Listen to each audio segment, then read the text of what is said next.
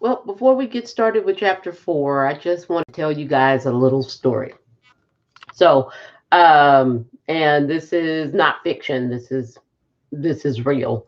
When I was 18, I graduated from Rockdale High School, where I'd had my mother for biology 1 and biology 2.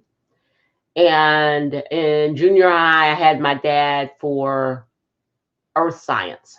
So we were a science family, and my brother was really good at math.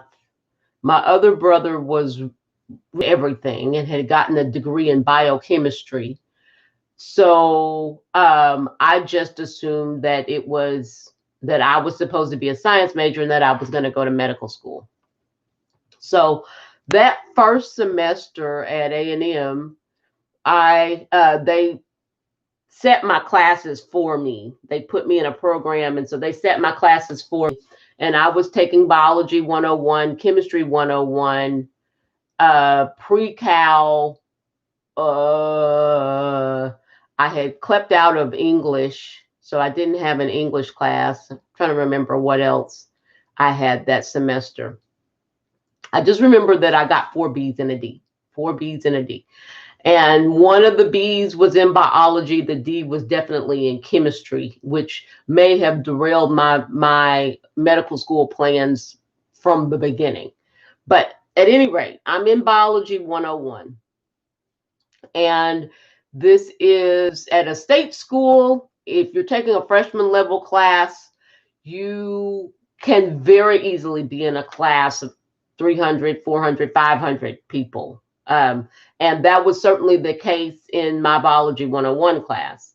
We were in this huge lecture hall. We spent the first day of class getting into our seats, and that is the way that the professor took roll. He would look to see if someone was in seat number 290, and if you weren't there, then you were marked absent, or if somebody wasn't there, you were marked absent. So I suppose that you could technically have gotten someone to go sit in your seat so that you wouldn't be counted absent.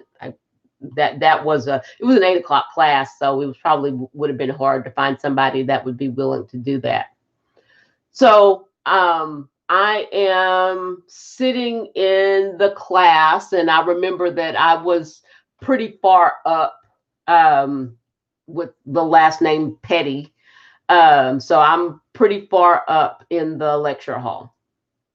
And down at the desk, standing behind the desk, is this diminutive man with a brown, wavy mullet, that really did not want to be there. He was a teaching assistant, he was a doctoral student, and that is very common. Another very common thing in state schools, the classes are not necessarily taught by the freshman level classes, are not necessarily taught by professors. They are taught by students who are getting stipends and are helping to pay for their classwork by teaching. And so this was certainly in his wheelhouse. He was getting his doctorate in biology, so he certainly had the knowledge that was required to teach information about photosynthesis and vacuoles to a group of freshmen. But again, he just did not want to be there. Um, and in retrospect, I'm 50 now, so in retrospect, I realize now that this gentleman was probably on the autism spectrum.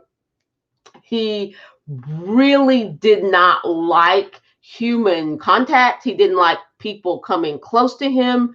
When you had conversations with him, or tried to, he would back away from you. He would not look you in the eye when he had conversations with you. And he was generally just not very comfortable speaking to a large group of people. But he got in there and he did it every day. And I have a whole bunch of respect for him because he did it. Now, this is 1988. So he has overheads, had an overhead projector. He had these pre-printed overheads, and he would put them down, and then he would start his lecture about whatever we were talking about, phyla and classifications, or um, and photosynthesis, whatever topic we were talking about. And he talked in a monotone. 8 o'clock in the morning, somebody is talking like this the whole time. It was difficult. It was difficult. I don't remember the guy's name. But you know what I do remember? I remember his dissertation topic. His dissertation topic was the migratory patterns of the monarch butterfly. This was in the 80s. This was before we realized that monarch butterflies were going to become rare. And so he was really ahead of his time. And he could tell you anything about monarch butterflies, would tell you anything about monarch butterflies. So he would, sometimes he'd be lecturing, and then he would say, you know what that makes me think of? And he would go into something about his dissertation topic. And boy, when he did his dissertation topic, when he talked about the subject matter that was close to his heart, he was like a different person. It was like he was transformed, kind of like a butterfly. He would be animated, and he would and he would pull stuff out of his notebook or out of his bag, and he would show us. And sometimes we would just ask him questions about his dissertation, because it was a lot more fun than hearing him lecture on information that we were going to have to go read anyway, because he had not given us any information that was enlightening at all. So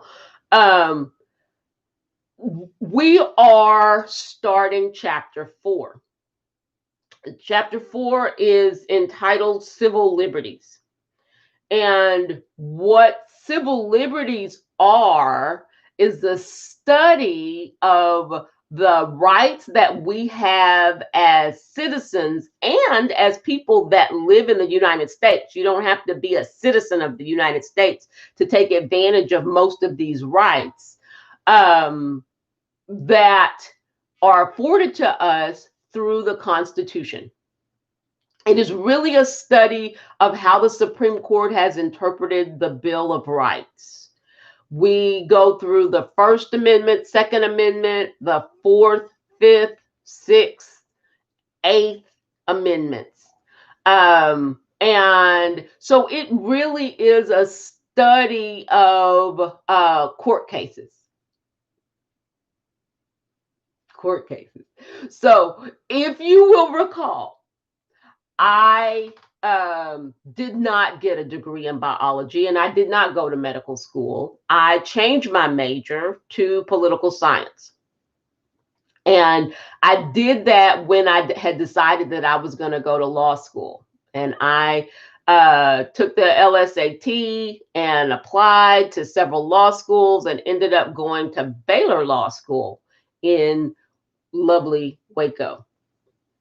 So even as I was rounding the corner at the end of my first year, I had started looking at careers that you can use a law degree with, but that you don't have to actually practice law. I had some inkling, even from the beginning, that I probably would not be super excited with the nitty-gritty of the practice of law. And even though I did it for 10 years, I was never super excited about the grind, the ins and outs, the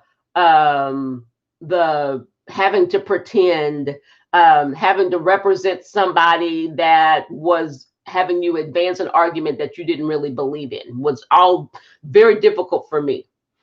But that was not, the dislike of the practice did not mean that I did not love the law. I really, really did. And sometimes you have to make money if you're going to be working a job. And sometimes I would get so bogged down in the ins and outs and the court cases and how things work that I would spend more time than I could actually bill for. So I'm saying all of that to say this. We're at chapter 4. We are going to be studying cases and cases and more cases and cases. So if you are in my face-to-face class, you are going to be writing essays on chapter 4 for your midterm. If you're in my online class, you are going to be writing essays on chapter 4 on your exam 2. What we have arrived at, my friends, is my migratory patterns of the monarch butterfly. I love this stuff. I love the cases. I love the stories behind how the court has addressed certain civil liberties. I love the Bill of Rights. I love the guarantees that we get because of the Bill of Rights. So I guard very carefully the your understanding of chapter 4. I think it's a huge deal. I lecture on it for a good period of time. In the online class, we have 2 weeks. In my face-to-face classes, we have even a little bit longer than that. This is the last chapter that we're going to do before the midterm. Just ignore me as I get excited about all of these cases. And make sure that when you're doing your essay questions, you mention the cases, that you mention what the case was about, the title of the case, how the court decided, and how that affected our understanding of that particular branch of civil liberties. I am so serious, so serious. Don't skip over the cases. Don't skip over the cases, because you're going to get a response when I start grading that's going, well, what about the cases? What about Shemp? What about Miranda versus Arizona? So just save yourself some time. Get to know the cases, because I am going to piece together concepts through cases.